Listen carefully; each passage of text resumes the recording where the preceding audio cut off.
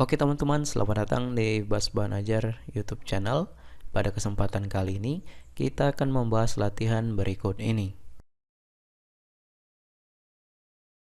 Tetapi, sebelum kita masuk ke pembahasan video, saya akan mengajak teman-teman untuk terlebih dahulu mengklik tombol subscribe pada channel ini dan nyalakan loncengnya, lalu klik like pada video ini jika kalian merasa terbantu. Oke, langsung saja kita masuk ke pembahasan videonya.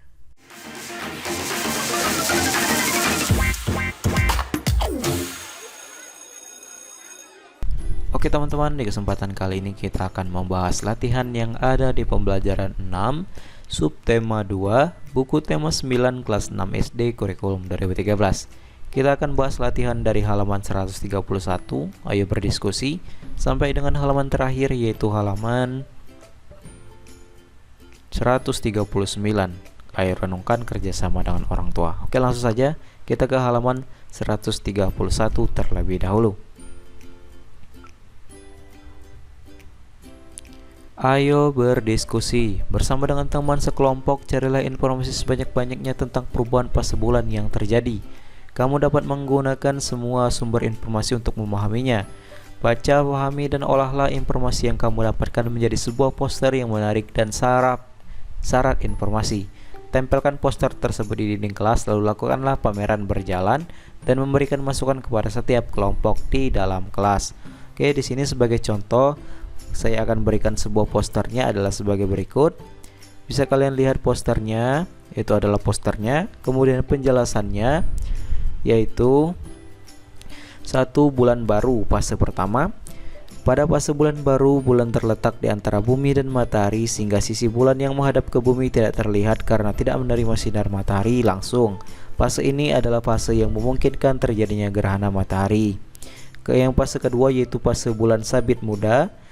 Pada fase ini bagian bulan yang terkena cahaya matahari tidak sampai setengahnya.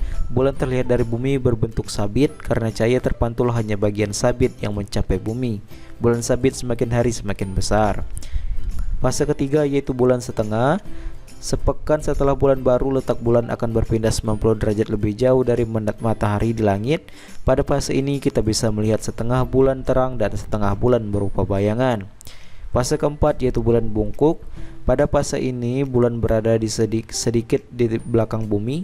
Bagian yang terkena cahaya matahari adalah 3/4-nya sehingga ketika kita melihat bulan dari bumi, bentuknya menjadi cembung atau 3/4 bulan. Fase kelima bulan purnama. Fase bulan purnama terjadi ketika matahari, bumi, dan bulan ada pada satu garis lurus. Bulan purnama terjadi saat posisi bulan berlawanan dengan bumi. Posisi tersebut membuat seluruh permukaan bulan yang mendapat sinar matahari bisa kamu lihat dari bumi. Sementara bagian belakang bulan menjadi sisi gelapnya. Bulan purnama biasanya terjadi antara hari ke-14 dan 15. Fase ke-6 yaitu bulan bungkuk. Setelah melewati setengah perjalanan, fase bulan akan kembali ke awal. Pergerakan bulan terus ke barat sehingga cahaya matahari sedikit tertutup oleh bumi. Hasilnya bulan terlihat cembung 3/4 bulan dari bumi. Yang ketujuh, fase bulan setengah. Bulan terlihat setengah sehingga dari bumi, bulan terlihat setengah lingkaran. Yang ke-8, fase bulan sabit tua. Fase bulan ini kembali berbentuk sabit. Saat ini bulan sudah hampir mengitari bumi sebanyak satu putaran penuh. Mengakhiri fase bulan ini, bulan akhirnya akan kembali ke posisi awal, di mana akan berada di depan bumi dan kembali tidak terlihat. Itulah jawabannya untuk halaman 131. Ayo berdiskusi, silakan kalian buat gambar posternya seperti tadi dan penjelasannya adalah seperti ini. Kemudian kita lanjut lagi ke halaman berikutnya. Di halaman 134, 135. Ayo menulis. Baca kembali cerita di atas. Bagilah cerita tersebut menjadi 4 bagian cerita dan masing-masing bagian diwakili dengan sebuah gambar sesuai imajinasimu saat membaca cerita di atas. Buatlah gambarmu dalam bentuk gambar berseri. Pada setiap gambarnya kamu dapat memberikan keterangan tambahan. Gunakan kertas ukuran A4 kemudian dibagi menjadi 4. Bagian pertama dapat kamu tuliskan judul dan pengarang cerita tersebut. Oke, di sini sebagai contoh gambar berserinya adalah sebagai berikut. Bisa kalian buat di kertas karton. Gambar pertama yaitu judul Cita-cita Anak Belitong, pengarangnya Yudi Suharso, itu gambarnya. Cita-cita mulai memajukan tanah kelahiran. Kemudian bagian awal, Andi berlibur bersama ayahnya ke Pulau Belitung, itu gambarnya. Kemudian bagian tengah cerita, Andi mengobrol dengan anak-anak Belitung. Kemudian bagian akhir, Andi terkesan dengan anak-anak yang ingin memajukan Belitung. Itu sebuah gambarnya, silakan kalian buat seperti itu. Kemudian kita masuk ke nomor 3. Jika kamu adalah penulis cerita di atas dan kamu diberikan kesempatan untuk mengubah jalan ceritanya, bagian mana yang ingin kamu ubah? Akan seperti apa cerita di atas jika kamu ubah? Cobalah untuk menuliskannya di tempat yang disediakan berikut ini. Ini tempatnya. Oke, di sini kita akan ubah bagian tengah cerita. Ceritanya akan seperti ini. Pada hari Minggu pagi yang cerah, Andi pergi berjalan-jalan sendirian di tepi pantai. Andi melihat ada sekumpulan karang di tepi pantai. Andi menuju ke karang tersebut untuk melakukan pemotretan. Beberapa anak penduduk setempat yang berada tak jauh dari tempat Andi berdiri berteriak agar Andi mengurangkan niatnya. Namun Andi tidak mengindahkan dan terus berdiri di atas karang. Tanpa Andi sadari, sebuah ombak besar menerjang kumpulan batu karang tersebut dan menghempaskan Andi ke laut. Segera anak-anak kampung menolong Andi. Andi menyesal tidak menghiraukan peringatan anak-anak kampung tersebut. Sebagai ungkapan terima kasih, Andi berkenalan dan mengajak anak-anak tersebut untuk mengunjungi rumahnya di Belitung. Itu sebagai contoh, cerita yang kita ubah dalam bagian tengah, itu ceritanya. Silakan kalian salin. Kemudian kita lanjut lagi ke halaman berikutnya di halaman 137. Kita masuk ke perintahnya di sini. Kesimpulan apakah yang dapat kamu buat setelah melakukan kegiatan di atas? Tuliskan kesimpulanmu dalam sebuah paragraf di tempat yang tersedia. Ini jawabannya.